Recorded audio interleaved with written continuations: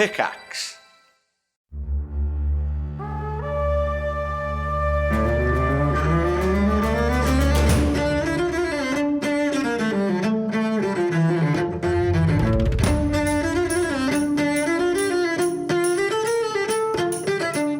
Thanks for dropping into the cast party. Join the cast and crew as they are airlifted from their Hollywood film set into the crazy world of Dungeons and Dragons.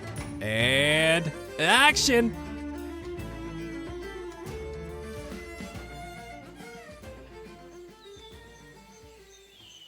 All right, bro, we heading this way. Xander, that's just a cliff. Why not go down this path? It's right next to it. Shit, you right, boss. My bad.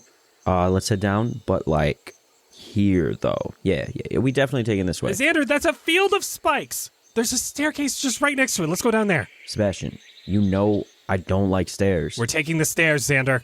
Fine. But this way for sure. Xander, there's literally beware signs like all over that. And a path right next to it that says Burndarium with an arrow that points this way. Damn it, Sebastian. Haven't you heard about the road less traveled, like Walt Whitman and shit? Like, come on, Sebastian. This is the right way. Fuck. Shit. Xander, can someone else please lead the way? Hi, cast and crew. We've got a very exciting announcement, but first, some background info. So, if this were an ad, I'd probably say something like, do you like D&D? Or do you like podcasts? Or do you like doing things with your friends? But this isn't an ad, it's an invitation. And we already know you like those things. Everyone loves being invited to stuff, which is why we're inviting you to the very first GooseCon 2022. GooseCon is a brand new tabletop gaming convention coming to Ohio this September. Held at the Duke Energy Convention Center in Cincinnati, Ohio, you can visit the con from September 30th to October 2nd. Majestic Goose Network, the host of this awesome convention, is a tabletop podcast network with over a dozen shows under their belt. There's going to be live shows, panels, a massive open game library, vendor alleys, and way more. As in, we're going to be there. That's the way more part. Except when I say we, I mean everyone on this cast except for me. So how do you say we without including yourself? I don't know. It's too far away from me. Anna is not going to be there, but the rest of Cast Party shall be there. Cast Party is planning on making their first ever convention appearance, and we would love for you to come and hang out. We've got something fun planned out for the con, so be sure to come attend, meet us in person, and hang out with the cast and crew, minus me. Check out GooseCon's Kickstarter at bit.ly/GGoose, CCon. Pledges start at just $1, and they're already halfway to their funding goal to make this brand new, incredible TTRPG convention happen. That's bit.ly/GooseCon or GooseCon2022.com. Cast Party can't wait to see you there. Goodbye! Hello, everyone, and welcome to Cast Party. My name is Colin McManus, and I will be your director for today. I am joined by my peeping cast and crew. I hate that. Hi, Sebastian Vivaldi Greensleeves, an emo at heart musician who didn't go on his first date until he was about 16 years old. Same. Being super shy when he was younger, he didn't really chat with too many people. He took his date to the mall, as all young emo kids do. They got pretzels and bought band merch together. The date was going great. That is until he caught her texting "rawr" to Trevor with a winking Nico smile. Not roar. He was heartbroken. He put his headphones in and texted his mom to come pick him up. He never XD'd with another girl again. Oh my God. Wait, how old is Sebastian right now in 2019? I think early 20s. So he was saying "rawr" like way after. Oh yeah. RXD. See, it was a Zoomer that was using it ironically right. to try and like bring back the emo phase, you know. Anna Brisbane. Blueberry's Sky, Elven Druid, and the absolute worst thing that Blueberry does against the environment is that she's absolutely in denial that flying private jets and helicopters, whenever it's more convenient to do so, is really, really bad. She flew commercial once as a teenager on a trip to the Bahamas with her friends. And even though it was first class, she had such a terrible time around all those people, and the flight lost her luggage, and she couldn't wear her designer swimsuits or her fancy makeup or her hair products, and she had to buy some awful cheesy touristy swimsuits, so she just couldn't post a single photo of herself on Instagram from the whole trip, so she refused to fly commercial ever since. And whenever the subject of flying private being bad for the environment comes up, she very quickly tries to change the subject or deflect. Oh my god. Wow. Okay. We have Nigel Deacon. What's crack-a-lackin'? Xander Gucci Supreme, who is secretly terrified of tattoos. Or maybe not so secretly. I think it's come out in a little bit before. But honestly, the whole process just freaks him out. And he's got some suspicions about what happens spiritually when you get a tattoo. Like, he knows he doesn't have a powerful enough spiritual connection to anything out there to justify getting a tattoo of it. And being linked to something eternally without that sort of connection will undoubtedly lead to ruin. So he's just not going to risk it. Plus, apparently tattoos make flesh taste weird to cannibals, and if he's ever going to be properly eaten by something, he wants to make sure he at least tastes good. What? I never thought of that. That's why cannibals don't like people with tattoos. Nigel, you would taste horrible. I'm safe, baby. Taste bad, gang. Ha ha. Finally, we have Vince Perino. Jett the Boulder Chambers, big burly heartthrob, who has not told the rest of the crew, but he secretly kind of believes like half the conspiracies that Xander has been spewing lately. It's not like 100%, but they're kind of getting to him, and he's slowly starting to pay more and more attention to him. Fuck yeah, he is. Goddamn right. So Jett knows he's a mole person. Oh god. That hasn't come out yet, but That's the one that he's scared of coming out. But I'm sure that when that comes out, like when Xander starts to talk about that a little bit, Jett is going to notice, like, I am a little bit hairier than everyone else. Jett seems like a hairy boy. A little bit. Not like super thick, just enough, where it's like, He's got David Hasselhoff body hair. Got him. Last time, you boarded the airship. Sebastian and Jett messed with the controls while Xander and Blueberry went down into the ship to find a moving tornado, complete with arms and a face, who introduced himself as Cloud. Claude told you about their old owners as well as old masters who stole the ship and brought it to Windermere. They had been stuck here for the past 80 years waiting for the masters to return. You all found some interesting things on the ship, including a ring of tracking, a ring of photosynthesis, some feet of fleeting, a flask of endless coffee, as well as an immovable rod. Holy shit, I didn't recognize how much I gave you last episode until I just read that. You slept for the night. In the morning, Xander got another Bernie mitten on his hand, as well as Jett was feeling quite stiff in his shoulder. Blueberry took the ring out to see the sun. Claude began starting the ship, filling the balloon with air by turning the 2 gears with his windy self. Xander turned into a giant donut again, but reverted right around the time of liftoff. The ship traveled for about 2 hours before Claude resorted to finding a spot himself to land, which was deep in the mountains around Burndarium. Xander had a few mishaps while leading you down these treacherous mountains, including a few slips as well as a few landslides. You were able to make it, scraped and bruised, to a hot spring that Blueberry found. You all jumped in the spring for a quick soak where you all felt magically rejuvenated with a long rest. Blueberry buried her ring of tracking here before you set off to Burndarium. You snuck down into the mountain city and stumbled across 3 mechanical beings, a farmer of some kind that was tending to a patch of crystals growing out of the ground, as well as a ram and bull, both completely made of metal and stone, which were both eating these crystals. You decided to stay as hidden as possible and slip into the house attached to the garden. Blueberry went up to the window, and now we're all standing in front of this window, peeking in while the munching of hard crystals occurs just 40 or so feet away from you. And so the scene is set. The question is, what'd you get for perception? Damn, I feel like I rolled it at the end of last session, like waiting for you to ask me, and it was good, but now it's bad. 15. Inside the house, this looks like an old gardener's place. It's small. There's a table here that has some tools set out on it, as well as some weird-looking brass pipes and blue gems and stuff. Think similar to the ones outside that are growing. It's kind of similar in color. Some of this stuff looks broken or shattered or messed with. There's another door here going into another room. And there are more of these gardener things, the humanoid gardeners, just like the one you saw outside, except all of these are sitting here completely motionless. I'm gonna knock on the window. Nothing seems to move around on the inside. Look at the others. What is in there? More gardening robots, but they seem inactive. Are they dead? I mean, they're robots that, they could be like powered down or... Oh. Or maybe it's just not time for their chore yet. Should we go in? What do you want to do? I don't know. Is that wrong to just like go in without permission? Not that I'm against breaking and entering, but like, do we have a reason to go in there? Just to look for information, right? That's why we're here. Kind of looking everywhere. I've also been hoping that we like happen upon a bag that you can just carry like unlimited amount of things inside it. I feel like we should just explore everywhere that we possibly can to find one. I'm on board with that.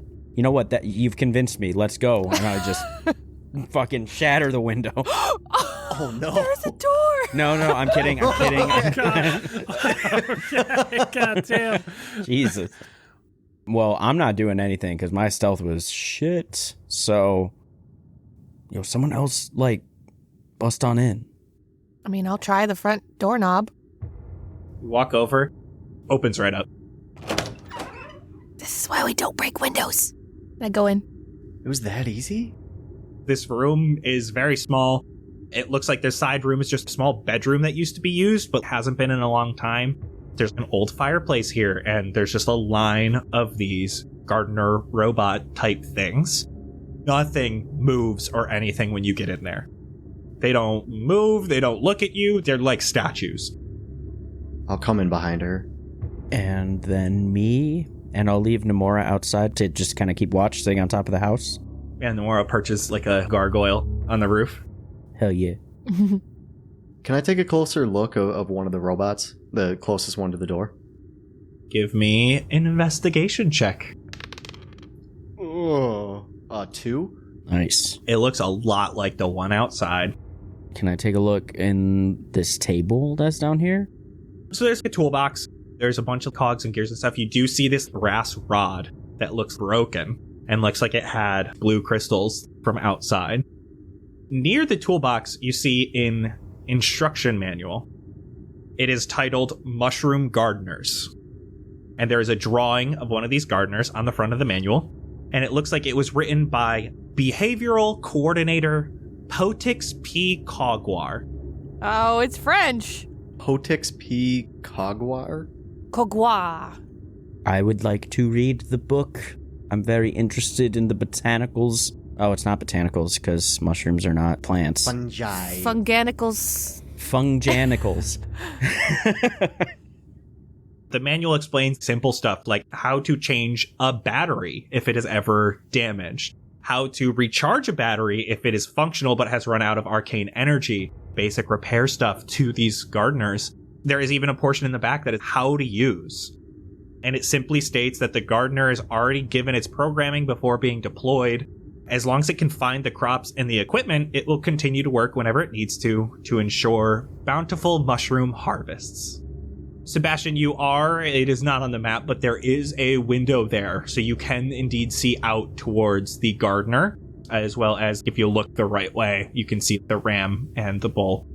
And they can see in. Yeah, I want to just kind of peek and just keep watch and see what they do as they're scoping out the rest of the house. Give me perception while you're over there looking. Mm-hmm. Oh, 10. I will let you know if things change. You got it. In the manual, did it say anything about, like, being able to communicate at all, or is it just all, like, repair manual stuff? It looks like it is all repair. Can I just search if there's like any like drawers, anything with drawers sort of thing around, cabinets? Actually, Blueberry, give me another perception check. Natural 20! Hey. 27! God Good damn. Tell me all your secrets! So you're walking around the whole building. You take a look at these robot things, and you go into that room and you can see Sebastian is looking outside, squinting.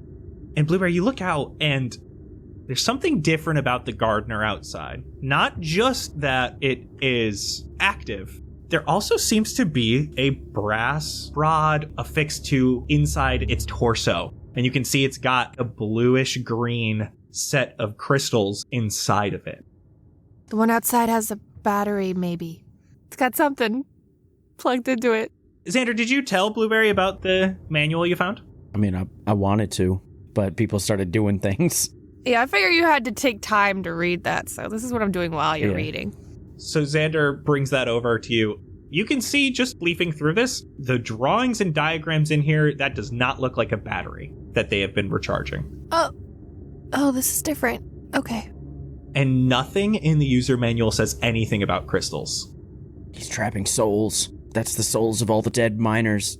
But they're crystals. How can those be souls? You can trap souls in crystals, Blueberry.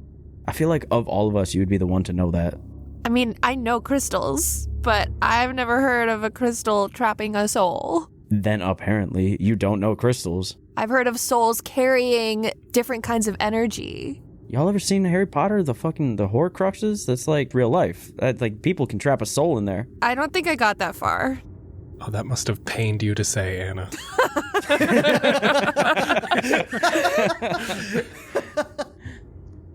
Blueberry, finally, you see outside, ever so often you see a very, very tiny mechanical bug moving around that has a light blue glow to it.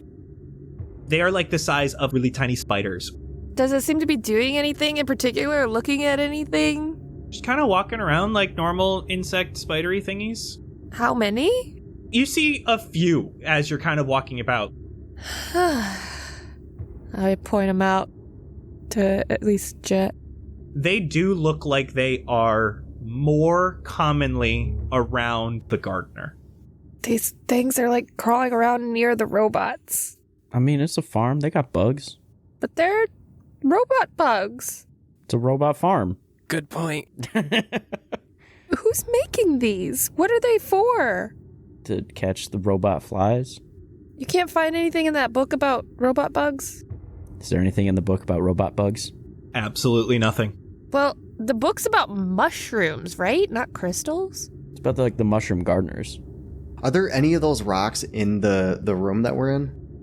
Blueberry has seen one, and it is on the table next to what looks like a broken brass pipe. It looks like remnants, though. This thing was broken somehow. Do I know where that would go in the robot? I mean, I could show you out the window on the other one. Give me Arcana. Blueberry is helping you, so you can do advantage. Ooh! 9. It looks like because this thing is broken, it would be not possible to add it to the robot. But even as you're kind of looking at it, it doesn't look like you'd be even able to do it if it wasn't broken. This thing doesn't look like it can be affixed to the robot properly. Okay. But is it not the same type of thing? It looks almost identical. So how is the other one affixed? Blueberry, you've had a great perception check. It looks like there's other things that have been added to that robot, to the one outside, to allow it to connect. Okay.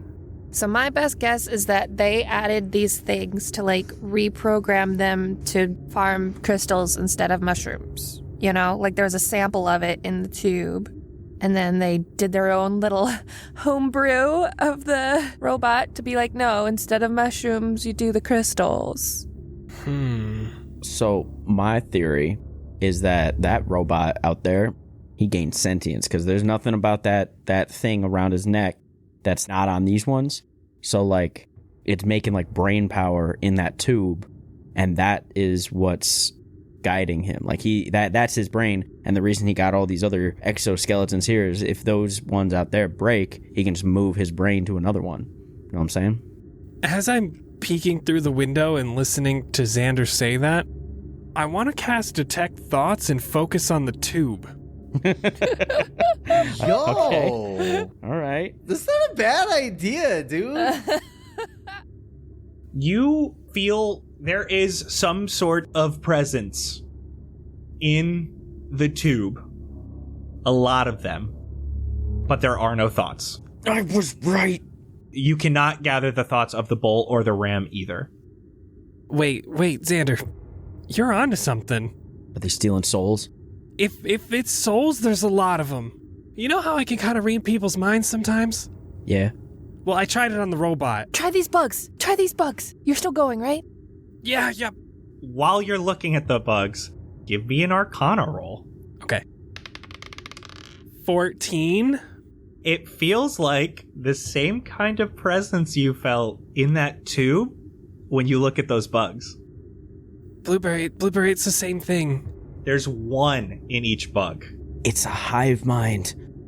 Okay, Blueberry, yeah, there was something from the bug, but only one. But when I look at the robot, I feel a lot. What about the crystals on the ground? I'll peer over to the crystals and just kind of like focus as I kind of go down the line of the crystal row. Nothing from the crystals. Okay.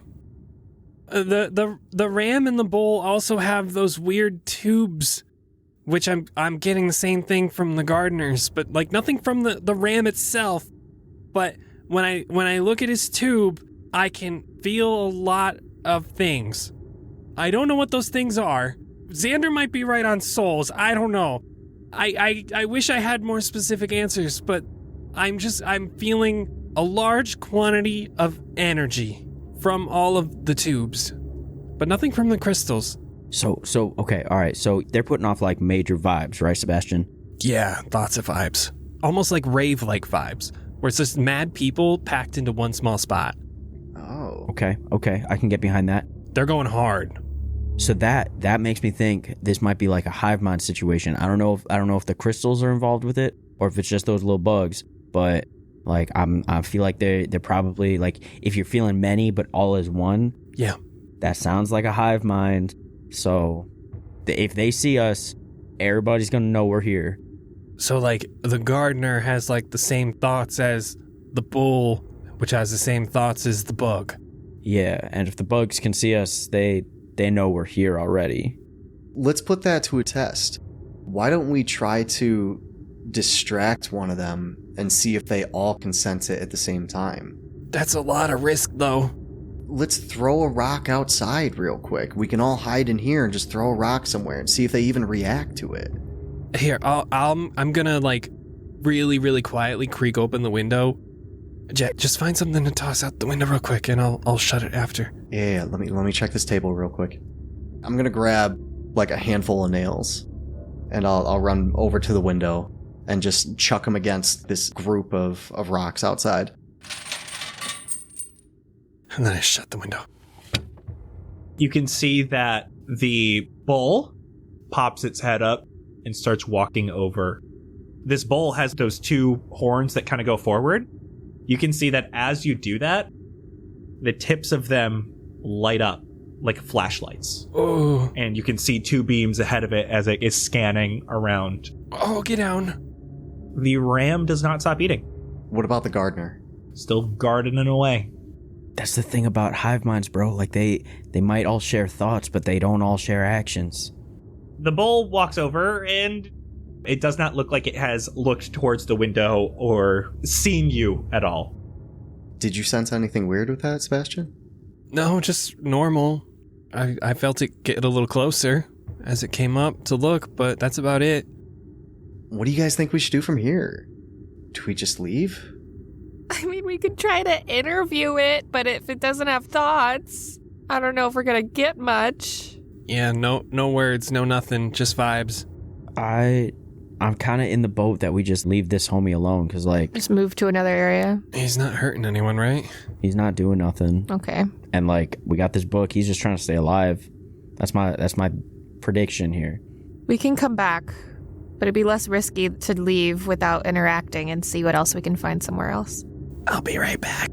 I'm casting invisibility on myself. I'll be right back. He vanishes. I want a crystal. Oh my god, you're still here. Okay. Sorry. There's a crystal on the table. Okay. No, that one's broken. No, that's broken. I want a big one. All right. Okay, Sebastian, give me stealth with advantage. Yeah. I'm staying away from the window. I'm going to kind of stand near the door and just listen. Sebastian, you do still have Pass Without Trace. Oh, heck yeah. 27. First one was a nat 1. Sebastian, you're able to make it outside. You can see that this bull, it like scans the window for a moment, but you guys are all hidden enough.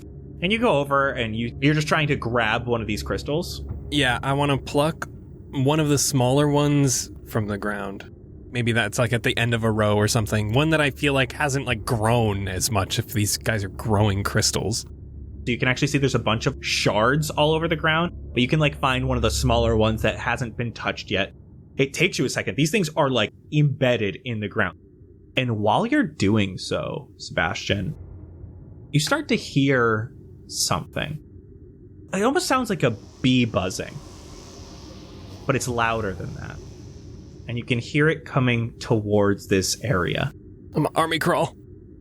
Coming at you is a large, flying, mechanical eyeball. Oh no. It doesn't have arms, it doesn't have legs, it's just a ball about the size of a basketball, maybe a little bit bigger, with wings on the top of it. It starts scanning. You can see it is watching the bull. Give me perception while you're down there. 21 perception. You know how at the end of last session I was saying how the gardener kind of moved a little more like janky and the bull and the ram were moving more natural? This is definitely more like that janky kind of sputtered movement. You don't see any brass cylinder, and you can see it instantly moves towards the window and starts looking inside. Oh, my heart just drops as I'm on the floor and I see it go for the window. Where is Jett? I was right in front of that window. Oh, no. Would you have been hiding after Sebastian disappeared, or do you think you would have just been still there? I would have still been there just trying to look out the window. You can see this thing turns on a flashlight. Jett, your face illuminates up, and it turns it off. Looks back and forth.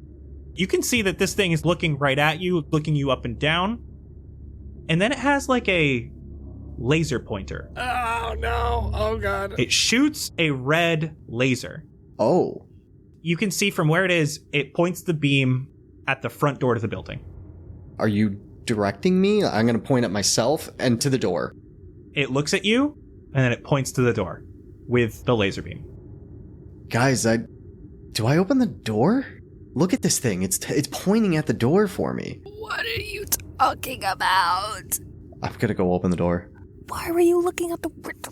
Jett, you go open the door, and this thing comes and flies, meets you right face to face, looks at you, and then it points to the west, down the street, and turns on its laser pointer again.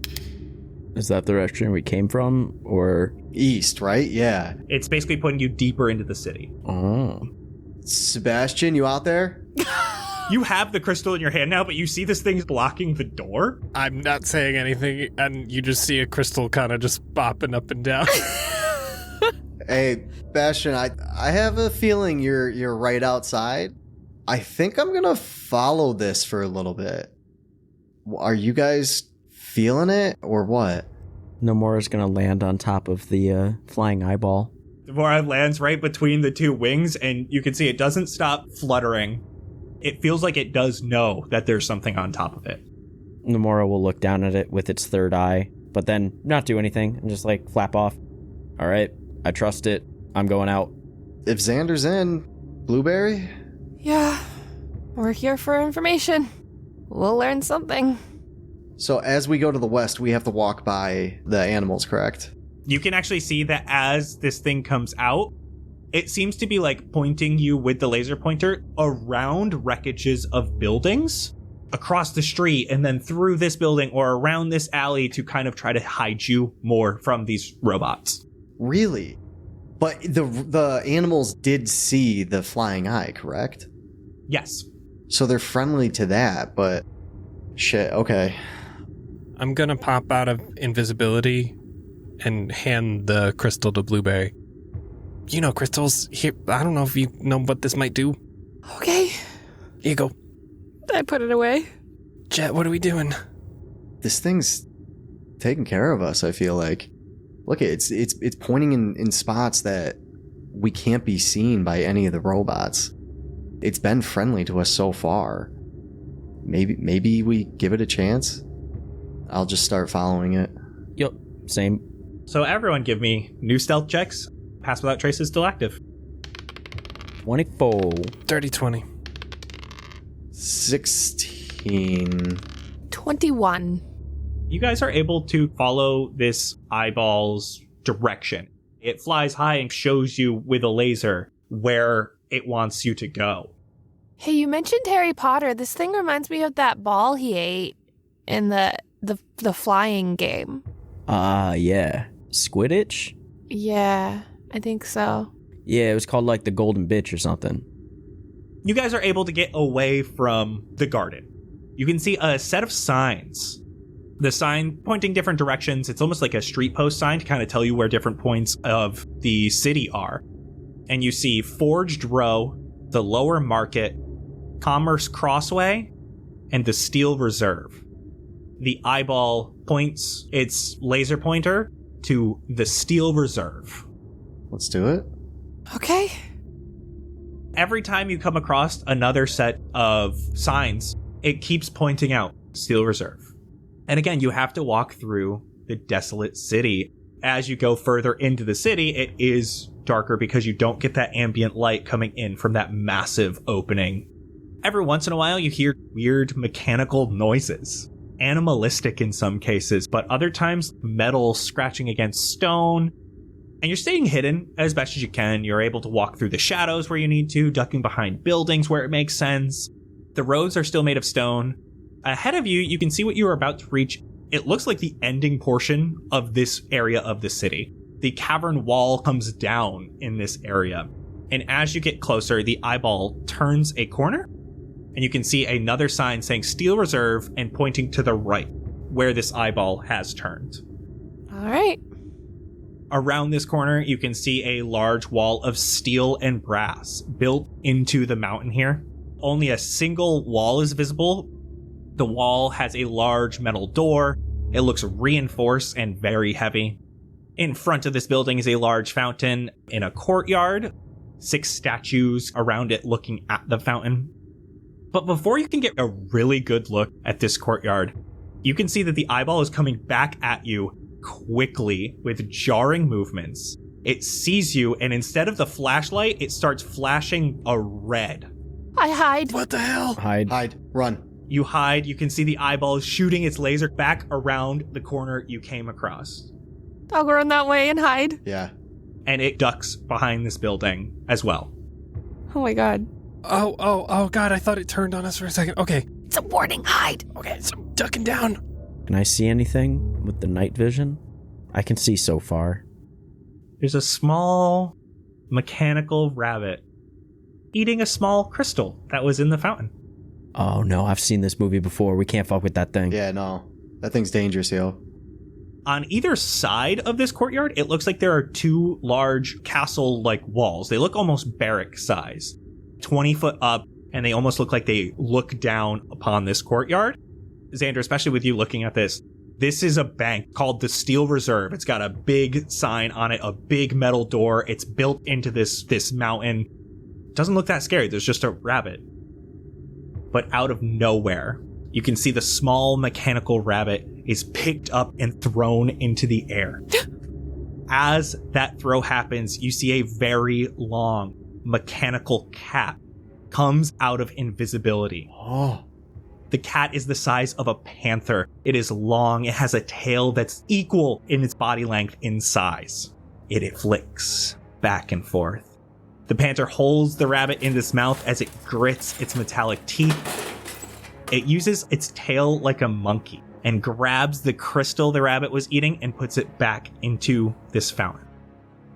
It opens its eyes wide, and a flashlight turns on. As it looks back and forth, the flashlight turns off. You can see finally this panther moves over to the eastern barrack wall, and it jumps 20 foot onto this wall, lays down, overlooking the courtyard, and goes invisible again. So I mean, it's like a robot, so it doesn't need to like eat other robots for sustenance. So that was like, he was just protecting his horde. That thing's got like dragon syndrome. What thing? Oh, y'all didn't see it? It's like a giant mechanical panther with a monkey tail. What the fuck did you just say? A giant mechanical panther with a monkey tail. Okay, I didn't hear it wrong. What was that crunch? A rabbit. Well, like a robot rabbit. A rabbit. A robot? The rabbite.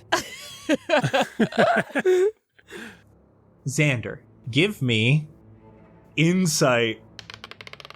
19. This eyeball must have been able to see the invisible panther. Or else why would it have warned you when it was still invisible? Mm-hmm. Okay. All right, so y'all, the giant robot panther, it's invisible right now. It was invisible when we arrived, but the golden bitch, he came flapping through and he saw it. So he knows how to see it. Hey, Mr. Golden Boy, can you show us like where it is or how to see it? It's just looking back and forth right now. Can you understand us? Looking. I don't think he understands us. Flash your light if you understand what we're saying. Looking. Fuck. How do we get past this? Blueberry, you can see it flies really high up. It shoots a laser down so that you can see it on the ground. It looks like it's trying to get you to move closer. It looks like it is pointing it behind one of these statues. Okay. Okay. I think I got the best stealth, right? With the last roll. Yeah. Why don't we just have Sebastian go invisible again? I can't make all of us invisible, but I do have an idea if we all wanted to go. I don't know if it'll work. What is it? I'm gonna think real hard and go, pff. I am wearing like a 5XL trench coat. It is just draped behind me for miles. I'll go invisible and I'll get on your shoulders. Oh my god. I can only do 3 of us. It's worth a shot. There's no way. It's gotta be Sebastian, Jett, and Blue, with Jett on the bottom, then Sebastian, and then and then Blueberry. And then because I can do 3 of us. I know I can do 3 of us, but I don't think I can do the 4th. So, but if I'm invisible, I could summon a spirit to create a distraction. that might be better. I could also just like sneak over there with Nomura on watch. Or Nomura could make a distraction. But then Nomura might die. Yeah, so That's okay. How dare you, Jett? Why don't we just use pebbles as a distraction? Whoa. Whoa. I'm saying it out loud. That was a low blow, dude. Oh my god. I'm gonna run. Oh shit! I'm gonna run to that spot. Give me a new stealth check if you're running like that. I'm chasing after him. You're chasing after him. Are you rolling stealth? I mean, I'm chasing after him. I guess I'll try to be stealthy, but I got a 28. 17. So you were able to get behind that first of these 6 statues that surround this fountain. Jett, you follow behind. You're able to get behind it as well. And I want to get behind him and put him in a headlock and just start giving him a noogie. Say you're sorry. I'm gonna resist that, or like try and flip him. I guess it's a grapple, so Jett would roll athletics, and then Xander, you can roll athletics or acrobatics. I'm gonna do acrobatics. What'd you get? I don't know. What did you get? Well, I know what I got, but what did you get? 13. 15, bitch. No! Get flipped. So, Xander, Jett comes up and grabs you, and you're just able to weasel your way under his arms, and you grab him. Both give me dexterity saving throws. Oh, Oh, no. God. Blueberry, you can see from invisibility. Do have I had time to cast a thing by the time when they left? Yeah, okay, I'll let you guys do a thing. Oh no. Please let it be something good. I was already planning on casting Summon Beast. Okay.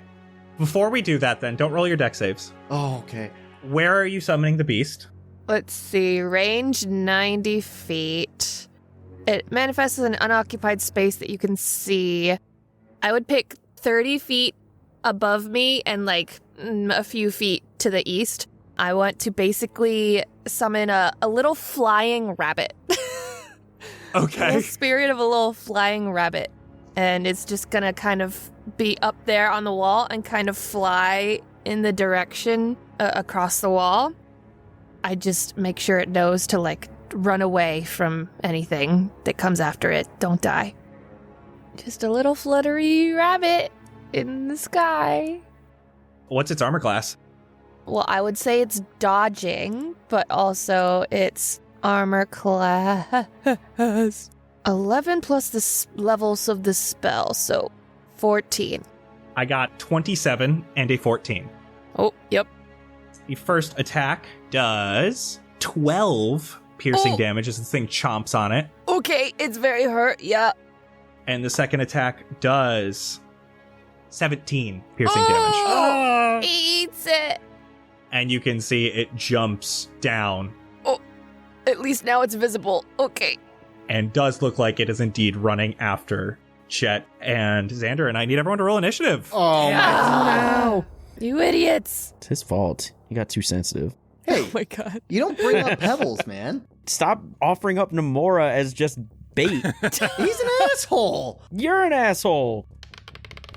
I got a 17. 9. 5. 22. Jett, you're first. Well, I'm going to stand up from being flipped over. God damn it. All right, here we go. I'll run over as far as I can towards it. So 30. And on my way, as I run by Xander, I'm just going to give him a little bit of a love tap in the back of the head. I'm not within range to do anything, am I? This thing's about 20 more feet from you. I will cast Shield of Faith on myself. What does it look like in this moment? A bunch of shivery, flat-looking pictures of pebbles all around me. Jett, that is this panther's turn. You can see it swings its tail around and throws what looks like a very small bomb. Nice. Okay. It hits the ground next to you, and it has not gone off yet, and then goes invisible. Uh-oh. Okay. Shit, that ain't good. Xander, you're up. Yeah. No, I don't. I guess I don't, again, I don't, I guess. I don't know what to do if I can't see the enemy. I will summon Aberration. Okay. Which one are you doing? I think I'm going to do a slod. Oh, my slide. I'm just going to summon him over here, and I guess that is my turn, because, he's not going to do anything. I guess that'll be my turn, and when he sees it, he'll start swinging. Blueberry, you're up. Sebastian, you're on deck. I'm going to at least kind of partially try to match this creature in theme, and I'm going to collapse onto the floor on all fours and transform into a white saber-toothed tiger. Ooh. Heck yeah.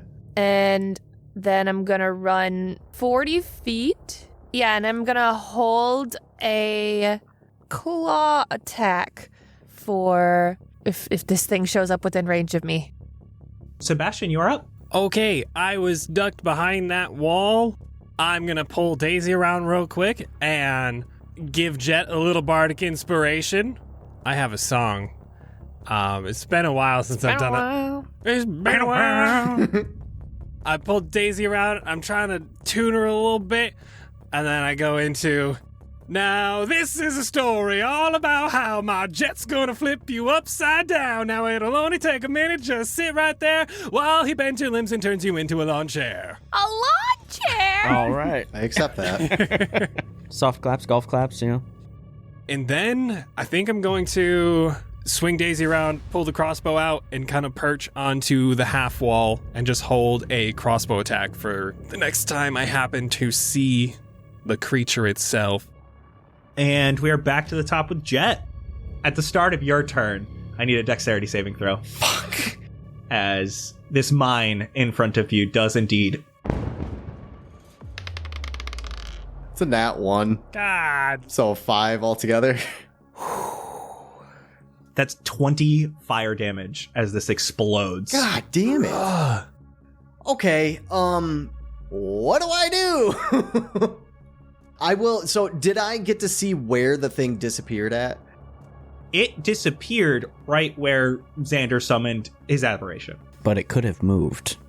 Okay, all right. I am going to move south 15 feet. You hit something on your way. You immediately walk into it. Oh. As I hit it, I'm immediately going to take my hammer and swing down. Give me an attack roll with disadvantage. Disadvantage, yep. Well, that's a 2, so that would only be what? That's not going to hit with your bonuses. Yeah. So your first swing misses. And then, again, we'll go at it. Thank you, please. 18. 18 does hit. You connect with this thing. It does come out of invisibility, so while he's rolling damage, Sebastian and Aberration, held actions, please. That'll be 5 damage. We will cast Divine Smite, please.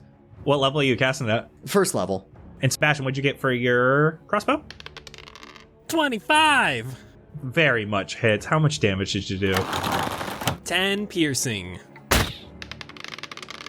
Extra 13 damage. Radiant damage.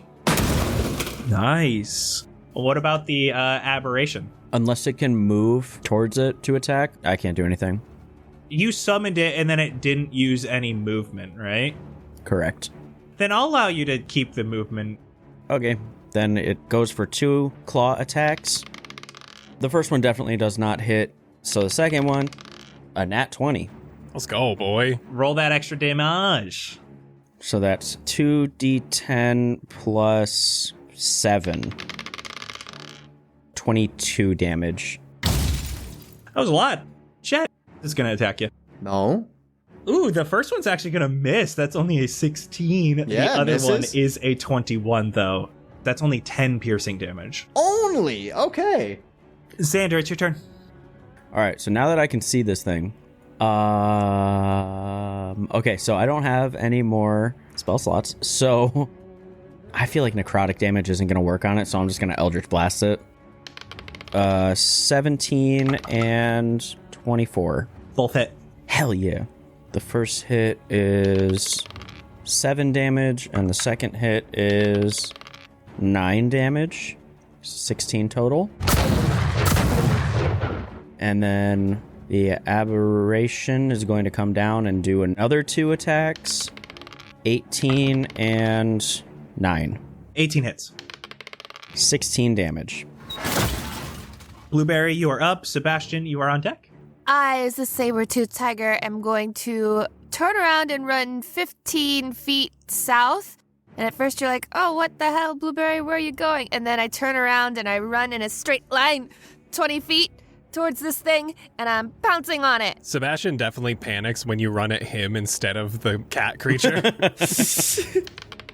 Oh, that's only 13.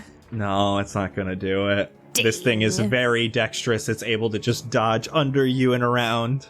I land on the other side, on the edge of the fountain, and just snarl. Sebastian, you are up. I release the crossbow bolt and I kind of duck behind cover again, and I'm going to pull out the dragon bone tuning fork. We are going to cling against the wall behind me and tune Daisy to drop C. And I'm going to choose cold damage because Sebastian is from Ohio and it gets really cold there, and his piece of shit car wouldn't start in the cold, so he thinks if he uses cold on a machine, it might be good. Oh my god. So now with my very cold crossbow, I'll flip back around, perch on the broken down crumbled wall, and take another shot at him. 18? 18 hits. Nice. 5 cold damage. You can see that your crossbow bolt sticks in between 2 of these metallic joints, and you can see it looks like it's freezing up some of the metal, but it's easily able to just wag it off. Dang it. Oh, I thought that would work. Jett, you are up. All right. Jett's pissed. We're going to keep going back after him. So I'll run up as close as I can to him. Just another 5 feet. And we'll just take another swing at him. And that's a 19 right there. 19 hits. 12 damage for that. And then again, we're taking another, and oh my god, I got 26. Throw a bomb at me, god damn it. 7 damage. And as a bonus action, I will now knock him down on his ass. Okay. You make athletics, contested by the target's acrobatics or athletics. So you roll athletics, and I'm going to roll a 31. Oh my god. I guess that beats my 9. You try, but this thing is easily able to dodge around, and as it dodges forward, it comes right back up with its claws to slash at you. That's gonna miss. The first swipe misses. The second swipe comes back around for a 23 to hit. God, man. Yeah, I'll use my reaction to cutting words that I saw the bolt didn't do anything, so I just peek out with Daisy and give a little strum, and it vibrates his joints a little bit. It's only a 2. So it still hits. Oh my god. You are going to take 11 more piercing. Come on. Xander, you're up. You can see pieces are falling off of it. You can hear clanking. You can see some of the arcane sparks coming from it. Arcane sparks, you say? I think it's time for an arcane pistol shot. So let's get it. That one. Roll damage. Why? 17 plus 3, 20. It's almost like you ignited this arcane battery, and it starts moving even faster. You healed it? Oh, You just gave it 20 health? my bad, y'all. Good vibes to you, Jett. Bonus action, I'll just give him some good vibes. And we gotta give him 4d6. 17 health to you, Jett. And then Aberration will do his 2 hits. Come on, Slod. 13 and dirty 20. Dirty 20 hits. 11 damage. Ooh, big swipes across it.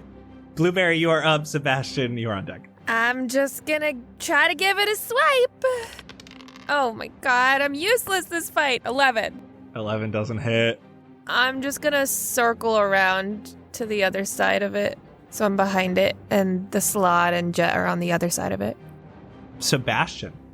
I would like to use my action to cast Vicious Mockery on the cat. You do so. What do you say? I say, you're as sharp as a marble, aren't you? You say that, and it does not look phased at all. God! Does not take psychic damage.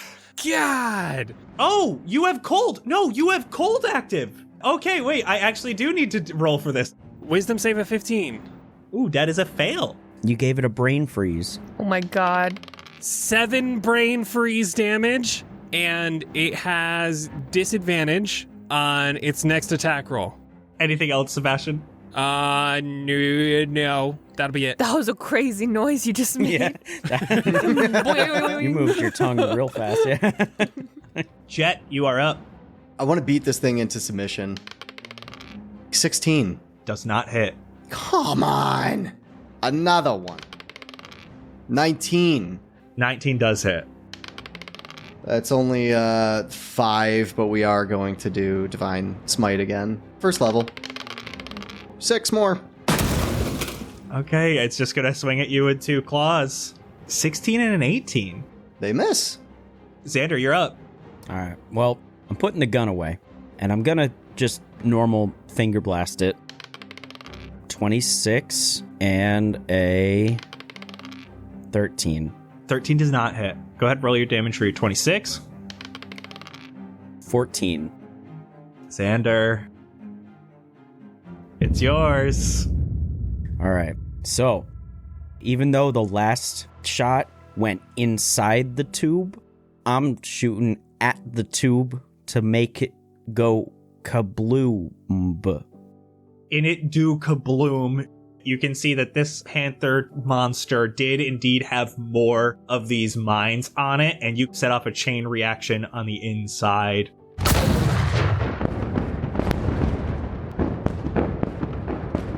And we are no longer in initiative. Oh, thank God. Eyeball comes down. It shoots a laser beam at the front door of the Steel Reserve. And as it does so, you can see that the front door starts opening on its own. I couldn't have done that earlier to help. Can I see the golden bitch anywhere? It's pointing the laser pointer at the door that has now been opened to the Steel Reserve. I'm just gonna plod along in that direction. I will follow, and the aberration is coming up to meet me at the point. He's very scary. He's like a big old stone toad person monster. You guys are all kind of trotting, Blueberry at the head, towards the Steel Reserve. You can see that the main door has opened. And before you go in, you can kind of see it's like a 15-foot hallway, and then there's another giant door that's big in metal. Think contamination chamber style. So it's like one door, a little bit of room, another door. I'm gonna go. I still have my concentration up because I was never hit. So as long as it hasn't been an hour, still got Pass Without a Trace. Mm-hmm. Awesome. Are you going in quietly? Yes. Yeah. I have little toe beans now. You can see that the eyeball is floating in with you. You guys all come into the Steel Reserve. There's not much room. Oh, God. I take up the whole place. I'm squeezed up against you all. Blueberry, come on, please. I mean, the aberration's also there, so... Oh my God. There's not a lot of room in here. I'm going to jump on top of Blueberry's back. As you guys enter this hallway, you can see that the eyeball stops pointing its laser pointer. Behind you, the other large door closes. Nope, now we're really claustrophobic. And from this door going deeper into the Steel Reserve... Well, you're not going to kill me, are you? What? Not unless you try and kill us. And even then, probably not. I would have not brought you here. Oh, true. Are you controlling this? As you say that, you can see the eyeball nods up and down. Where are you? It's like a Wizard of Oz situation. All right. Let's get a peek behind the curtain. You're here, and you're the first ones to ever make it all the way here. To the reserve. Is this like your safe house? In a way, Are you stuck here? very much so. Okay. Well, there's nothing outside now. There's stuff all over the city. Oh yeah, we did see all that coming in. Well, okay, so no, our plan is not to come here and kill you. That's not even at the forefront of our minds. We're just looking for information that we thought maybe we could find in like the history of this city. Give me persuasion or deception, whichever one you think fits better. Oh, that's a bummer because persuasion is what I would want because that's one that makes sense. Mm-hmm. But deception's the one that I want because it's a higher roll. Mm-hmm. 15. Well, the doors swing out, so I hope you have room in there. Oh no. I'm gonna get on the aberration's back. Blue, can you like stand up? Stand up a little bit so we can get this open? Stand up against the wall, reaching to the ceiling. Oh, God, I don't want to fall off. As she reaches up the wall, Sebastian just goes, "Oh, big stretch." You guys have to push back as these doors do indeed swing into the hallway. And you open up into what used to be a bank. Oh. You see an older gnome. He is currently about 5 feet tall Whoa. because he's walking around on 2-foot stilts Whoa. on the bottom of each of his feet. Look at him go. He has a singular mechanical eyeball. It looks very similar as the floating eyeball that is near you right now. Okay. Ooh. He has a long musket-like blunderbuss that has gears that continually move. He has long, wavy gray hair that is just shaved on the right side. This used to be a bank. There is the vault door just behind him. He has set up tables. There's a bunch of dirty cogs and stuff all over the ground. He's pushed all of the tables and chairs that used to be here off to a corner. I'll jump off of Blueberry's back, take a couple steps forward. I gotta thank you for helping us this far, at least. We had one mishap, a little bit of this guy's fault back there, but honestly, you helped a lot. Excuse you, you're the one that was noisy. And you're the one that brought up the dog. Yeah, well, you brought up my friend. I'll still fight you. You are lucky. That creature out there is one of the most powerful. Whoa. Are there a lot of those? Hard to count numbers. Such a vast city. What's your name? I'm Jett. This dog here is Blueberry. Growl because I'm not a dog. Saber-toothed tiger. We have Sebastian. Hi. And this little shit flying around. I'm Xander. He didn't introduce me, but I'm Xander. Nice to meet you. Yeah, you too, boss. My name is Potix P. Grimoire. Oh, hey, we know about you. Oh shit! I just read your literature. Did you live at a farm down the road? Do I look like a farmer? Gestures to the different cogs and stuff around. Does he look kind of funny because he's standing on stilts but still has tiny arms? He does. So you want to learn about Brandarium? No. I nod. Yes. Yes and no. So we thought that this place might have some sort of history that we could look at. We're looking for info on Arcanum / Magistrate, depending on how old you are. You see he grabs a book. Well, I can't just give this to you. We could just leave you here. Why are you here? I left with the rest of them during the Exodus, and I didn't like it. The Exodus? When the rest of the gnomes left Brandarium. And I decided that I didn't want my creations just here rotting away. But when I got back, they were still working. So they, gained consciousness? Well, they always had a form of conscious. What is it exactly that they run off of? Silurium. I will give you this information. And he holds the book up. And I can lead you to more magistrate information. I did not need it when I found it, so I only took what I needed, and he lifts up the book. But you have to get me there. Done. Done deal. Which is perfect, because that's where I very much need to go. Where is it that we have to go? Is it close by? The fire pit. Excuse me? That sounds safe. Sounds fun. This doesn't sound safe. No, it is a factory on Forged Row. It was known as the fire pit. It was a communal forge. Oh, we saw a sign for that. Here's the problem with what is happening. So, very basics. The Forged have learned how to evolve. They know how to self-replicate and forge themselves new members whenever they need to of the various species of Forged.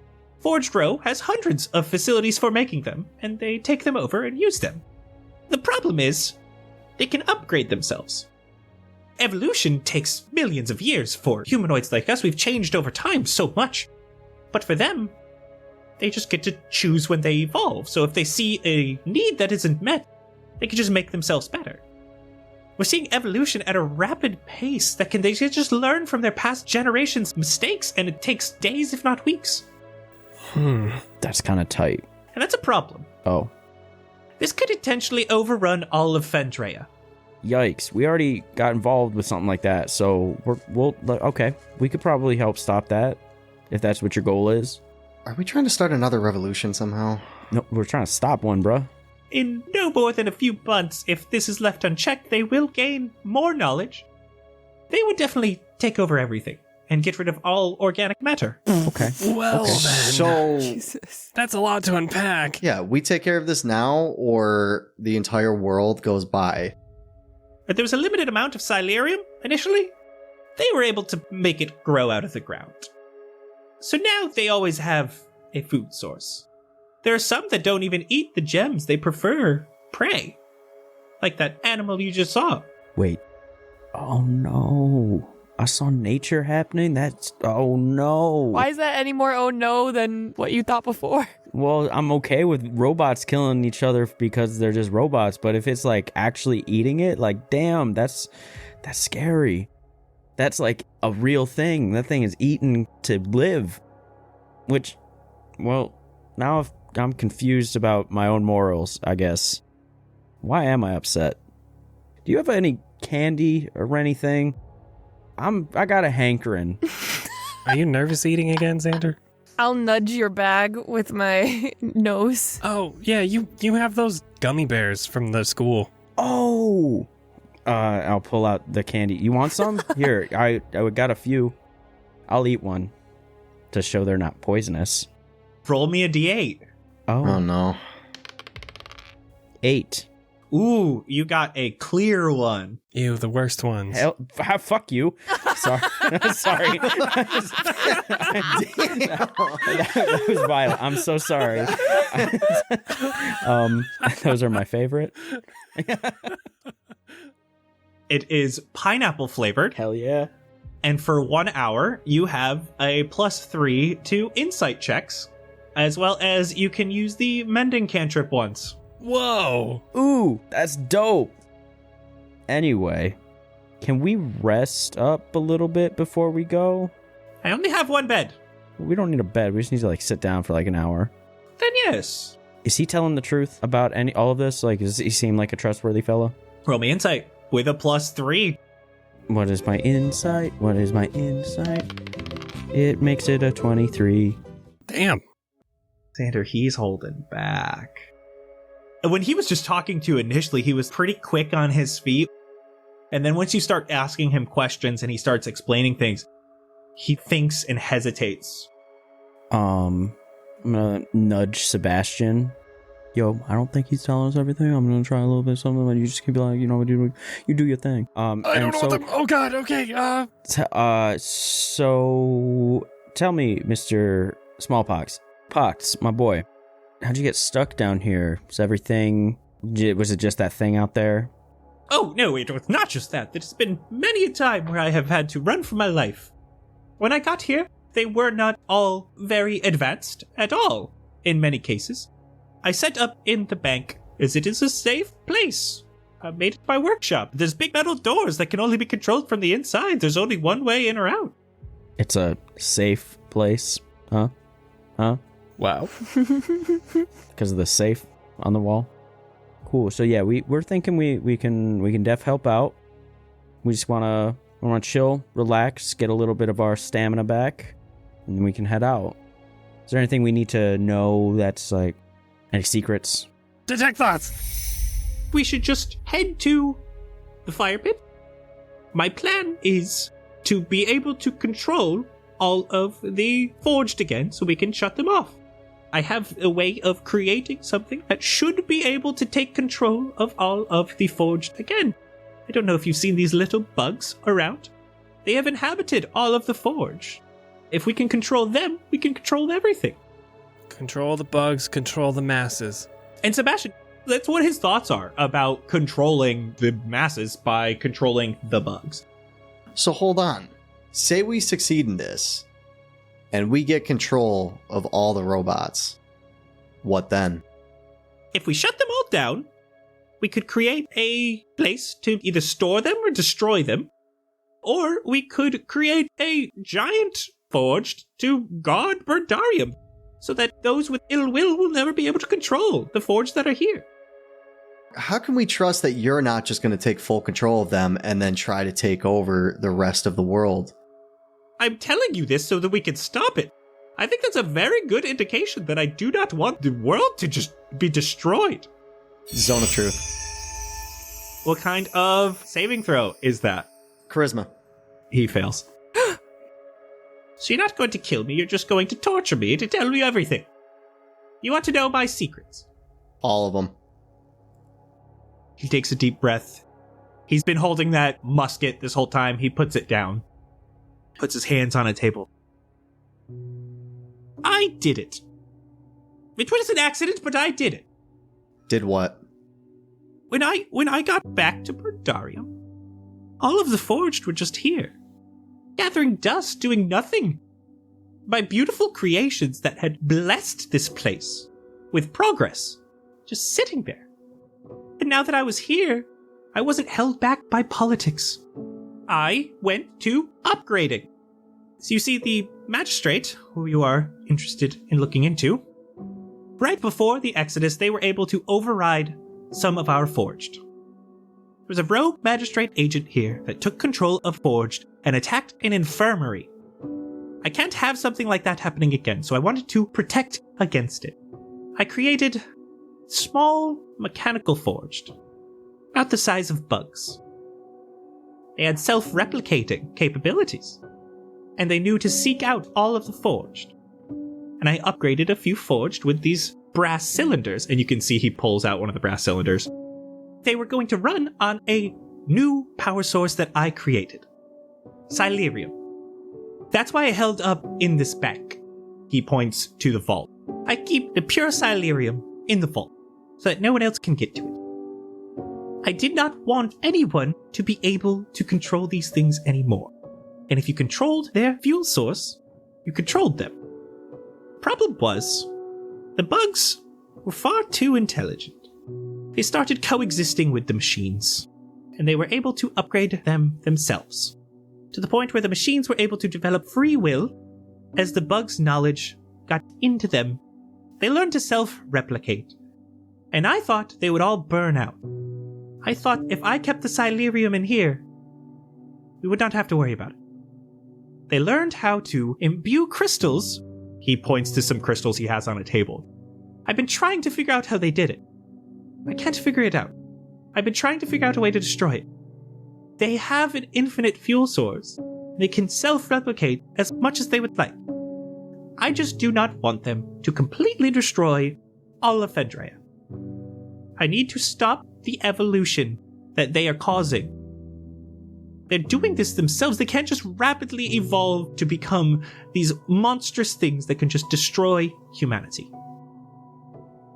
So you're telling me that because of your own greed, trying to take control of all of these robots... It was not greed. I was not trying to control them. I was trying to give them life.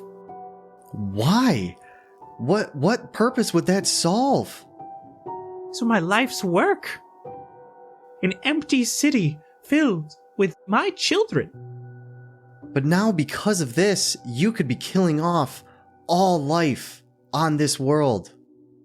Or you could help me stop it. Well, now we have to. We have no other choice. You see why I wanted to keep this a secret.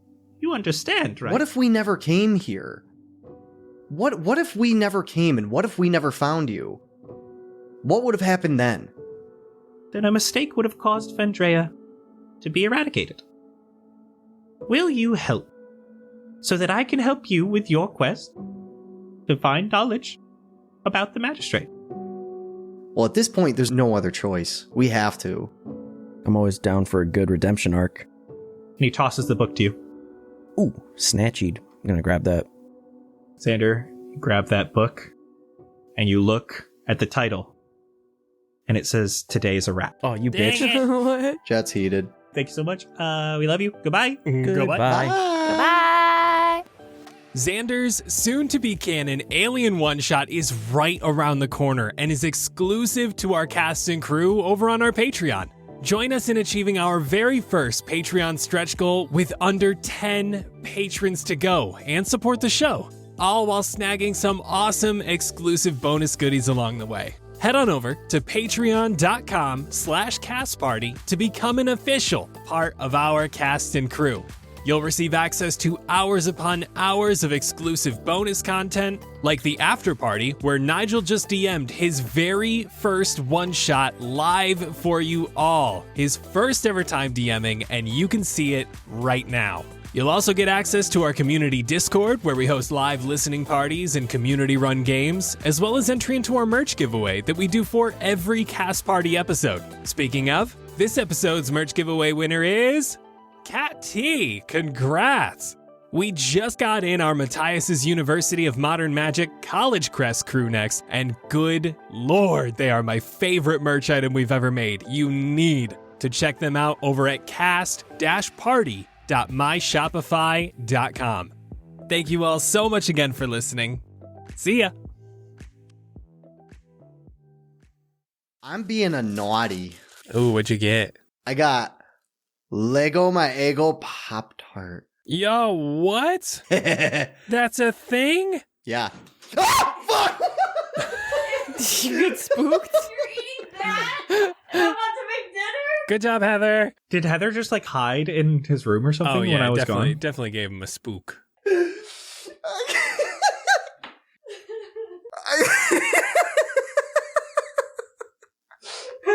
got my mango Pop-Tart. I'm about to make dinner! Well, I just needed a snack.